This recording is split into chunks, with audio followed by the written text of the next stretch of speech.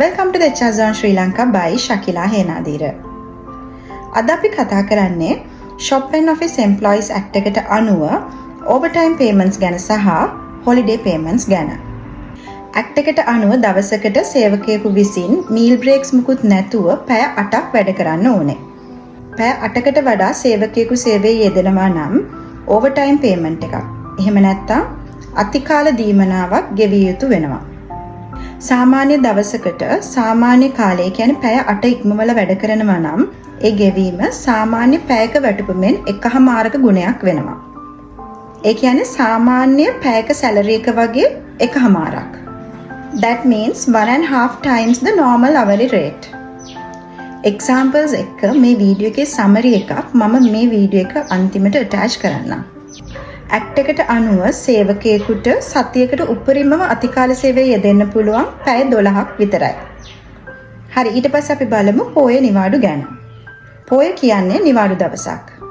එදාට යම්කිසි සේවකයෙක් සේවයේ නිරත වෙනවා නම් දවසක වැටුපෙන් එකහමාරක ගුණයක් ගෙවිය යුතු වෙනවා. ඊට පස්සේ කතා කරමු statutory holidays ගැන.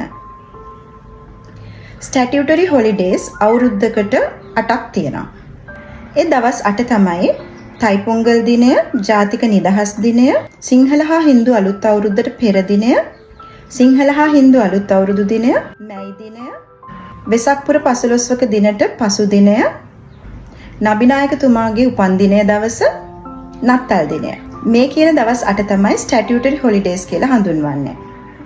ඒ මන් සඳහන් කරපු statutory holidays සති නිවාඩු දවසක, ඒ කියන්නේ weekly holiday එකක වැටුනොත් weekly holiday එක ඒ සතියේ හරි ඊළඟ සතියේ හරි සේවකයාට ලබා දිය යුතු වෙනවා.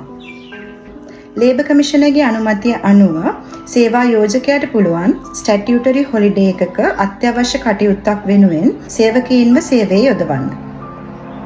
එහෙම යොදා ගත්තොත් ඒ වෙනුවෙන් සේවකයාට ඒ අවුරුද්දේ දෙසැම්බර් 31ට පෙර වැටුප් සහිත නිවාඩුවක් ලබා දිය යුතු වෙනවා. එහෙම නැත්නම් ඔවුන් වැඩ කරන දවස වෙනුවෙන් ඔවුන්ට දවසේ වැටුපෙන් දෙගුණයක් ගෙවිය යුතු වෙනවා. අපි ඊළඟට weekly holidays ගැන කතා කරමු. weekly holidays කියලා කියන්නේ සති නිවාඩු. ඒ කියන්නේ employee කෙනෙක් සතියකට පැය 28ක් හෝ ඊට වැඩියෙන් වැඩ කළොත් ඔවුන්ට සති අන්තයේ දවස් එකහමාරක නිවාඩුවකට entitlement එකක් තියෙනවා.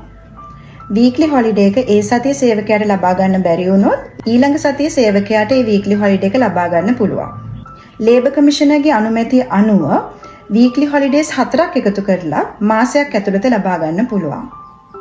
So these are the legally accurate overtime rates under Shop and Office Employees Act. Keep following the HR Zone Sri Lanka for more law-based HR knowledge, simplified your work life.